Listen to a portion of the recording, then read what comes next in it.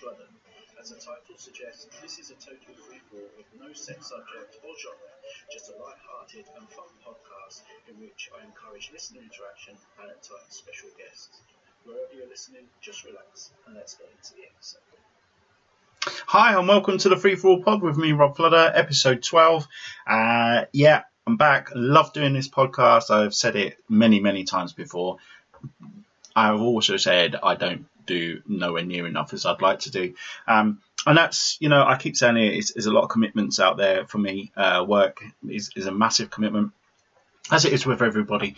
But look, I've got a bit of a new setup, so there's a bit of excitement for me at the moment. I've ordered this desk. It's a bit of a fold-away desk, but it means that I can put all my stuff and be on this desk. I've got a nice office chair sat here, and I feel so much more comfortable because usually I've got a little round table and a living room table, and I have to get the kit out and set it all up and pull it back away again each and every time. And I think sometimes that puts me off getting everything out and doing it when you've got short on time. And then, I can talk myself out of it sometimes and be a bit lazy. So look, I've got this desk. It's absolutely fantastic. I feel so comfortable. I'm just sat back on the chair. I've got a Diet Coke. I've got no beer on this episode with me. I'm gagging for a pint. But yeah, I'm really geeky, really buzzed up that I've got this little desk to help me out. But in this episode, I'm not talking about desks. I'm not talking about me so much. I will be talking a bit about my own preference, but I'm going to dedicate this episode to the 2022 Qatar World Cup. Now, it's Saturday the 19th of November as I'm recording this. And the World Cup is just less than 24 hours away now, the first game. But it's fair to say I'm not so excited about the World Cup. And I don't think I'm alone in that. Usually there's a massive buzz when a World Cup's coming, just the lead up. You usually see England flags, you hanging out of car windows and home. You see people in New England shirts. You just get a bit more of a buzz. There's usually a song associated or something. But it just doesn't feel that way at the moment. And I think some of that is because of the controversy that's surrounding the World Cup before football's been kicked. And I think some of that controversy happened 8 years ago when Qatar got the World Cup. Okay, everybody was sort of looking, going, Qatar, really? Are they a sporting powerhouse? But FIFA backed themselves, and they said they want to take football to all four corners of the globe, and they did, and they have done. We've quite often been to South America, to North America, all across Europe. We had South Africa not so long ago. So yeah, this has gone out to Qatar, but I think there was a lot of controversy about that, underhand payments, all that sort of thing. And I don't want to get into that because it's not been found and no one's proved anything. So I don't want to offend anybody on that side of it. But also there's some other controversy, around the building of the stadiums. So these big construction companies have been taking workers from the likes of Bangladesh and India, and it's been claimed that their health and safety standards are not quite up to scratch, and people have actually lost their lives whilst building these stadiums. And it's crazy, isn't it? We love football. Even those that are not the biggest football fan, generally there's more interest when the World Cup comes along. You'll see more people watching it, getting interested, putting the TV on, going to the pub, all that sort of thing. But for the average football fan, they absolutely love football, but no one wants to see anybody die putting that stadium together. No one. And I know, let's be sensible. Accidents can happen, right? And they happen in every industry, and that's why we have Health and Safety at Work Act, and in the UK anyway. But we have EU legislation, and we have legislation all across the world. But I think it's fair to say that there's been a lot of controversy surrounding these deaths, and it's been brought to the fore recently on our national news in the UK.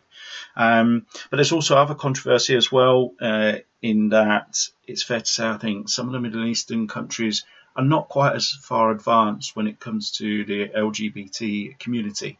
Nowhere near as advanced maybe that us in Europe and North America, Australia, Canada, etc. are. And there are fears that those that are part of the community are not going to feel safe whilst travelling to and around Qatar. So, yeah, there's some controversy on that side of it as well. And only yesterday it came out that the Qatar World Cup, the organisers, are not going to serve alcohol in the stadium.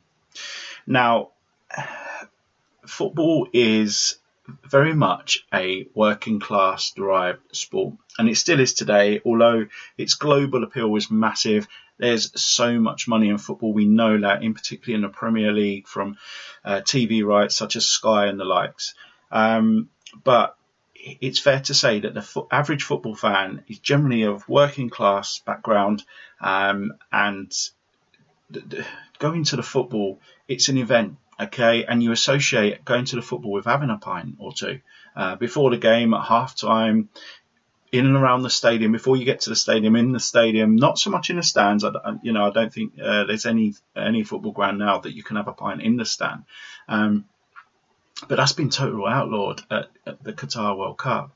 And let's be honest, I don't think Qatar is known, in downtown Doha for having a nice little boozer on the side of the road that you can just pop into. So I think that's gonna hit some of the fans really, really hard. I'm not suggesting that every football fan wants a pint, but of course not. Okay, but a lot of fans do enjoy that, and they like a bar, and a lot of these big organised tournaments now, not just football, but football I think was one of the first to bring it up.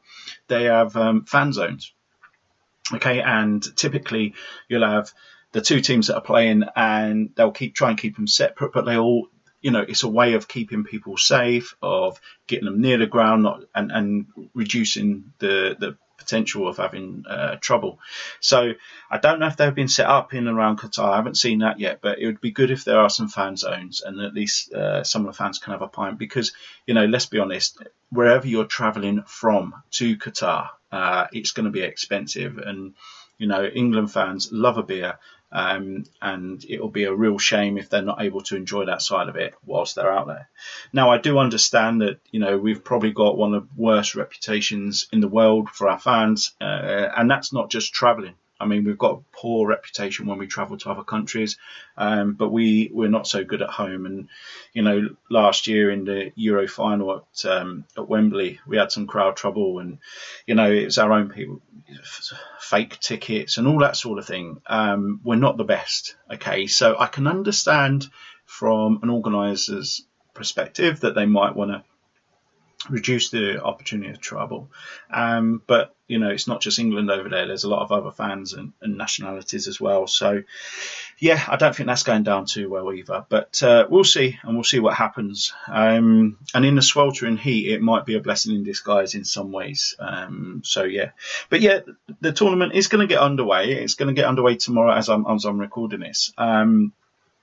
With Qatar playing the first game, so the hosts always do that, and fair play. We've never seen it go to the Middle East before, but the teams this year, the countries that are playing, you've got you've got your big guns that are there every year, your Argentinas, your Brazils. Obviously, England are there this time, and as they have been all the way since '94. But there are some countries missing, and one of the big powerhouses that are missing, of course, Italy. Okay, current European champions beat England in the final on penalties. They're not there, so they won't be represented. But the countries that are there, I'm sure there's a lot of excitement for some of those countries, in particular countries such as Canada, the first time they've been there at the World Cup in a while. And I know they've got some real young, exciting players. So I'm looking forward to actually watching Canada play. I think they'll bring something to the tournament. I'm not sure that they'll particularly progress very far, but I think some of the football they'll look to play will be good. Obviously, Iran are at the tournament as well. We've got the country who I'm going to look at, which will be Mexico. Okay, after recent visit this year to Mexico. Absolutely loved my time, as I said on the previous episode of the pod. But yeah, it was brilliant. So yeah, I'll be looking out for the Mexicans, and obviously Wales there for the first time since, is it 1956? Is it? I can't remember. I should have done my research. But yeah, it's 1960s, wasn't it? But fair play to Wales. I think some people, especially us British, they forget just what a small country Wales is, and it's very rural. So to get a good football team together takes some doing, because rugby is the national sport there. So yeah, fair play to Wales. It'll be good to see them there. Unfortunately, Scotland weren't able to make it, but or Ireland, which would have been good for the home nations. I think it's, I know there's a natural rivalry between England and Scotland, but for me, I'd love to have seen the Scots there. Now, I do have a bit of a problem myself trying to support England, because, and I've had so much feedback on this that I'm wrong and I'm pathetic, I'm stupid, but I'm a big, big, big Arsenal fan, as everybody knows, okay? And it's fair to say, week in, week out, I'm watching those games over the years since I was a young lad, and I've absolutely loved it. All right, and they're my team, they're my passion, and nothing's going to change that. But what I struggle with is when we have an England game, all those players that you dislike throughout the season, that you boo and you really don't like, you've got to try and cheer for. A lot of the time I can put that to one side, especially as I was a youngster. But unfortunately, the England captain, and I can't even say his name, that's the strength of the passion and the dislike I have, is the club captain of the team I hate more than anything. Okay, and since a young boy, I've seen photographs, footage, newspaper articles, billboards, especially when the World Cup comes out, of Bobby Moore with the Jules Rimet trophy when England won the World Cup in 1966. And that's great, and it's lovely to see, and everybody reverts back to it, and it's a real feel-good factor. But as an Arsenal fan, I would hate to see that captain, the current captain, lifting the World Cup trophy, and for the rest of my life just see his big chin and that horrible grin of him being successful. So with that in mind, I can't follow England. Yes, I will let that sink in for a bit. Well, you might have just sworn at me. But let me tell you what I did for the Euros. I actually bought a Scotland top, okay? Obviously, my surname being Fludder.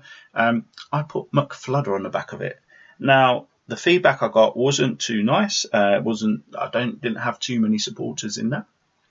Okay, and I've been warned that not to do something so stupid in the World Cup. But look, I'm going to stay true to my guns.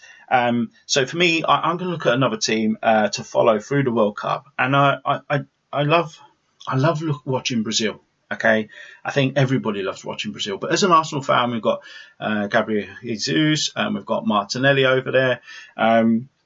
But they are one of the favourites. They're always a favourite, so they will be close. But I'm gonna my team for the World Cup this year, it's going to be Mexico. Okay, I know they're not going to win the World Cup. I hope they do. I think I fell in love with the country. I was only there for 2 weeks, but the people are amazing. But I'm going to look out for Mexico. I hope they do well. I hope they can get out to at least the knockout stages. But yeah, that's who I'm going to be supporting this year. Now, the rest of the teams, I'm just going to go through the teams very quickly. But most of the teams you'll recognise, but there'll be some teams there that are new into the World Cup, like we said, Canada, and there might be some surprises there. So we have Argentina, always there, won the World Cup a couple of times before. One of the greatest players ever, Diego Maradona. Everybody remembers that from 1986. We've got Australia. I think it's fair to say Australia, that they had a good few years, didn't they? Australia playing some great football and some really good players when Cahill was about, for example. But I think it's fair to say they've just lost their way a little bit, and I don't think they have the toughest qualifying group to get through. So you would expect them to be there, but yeah, we'll see.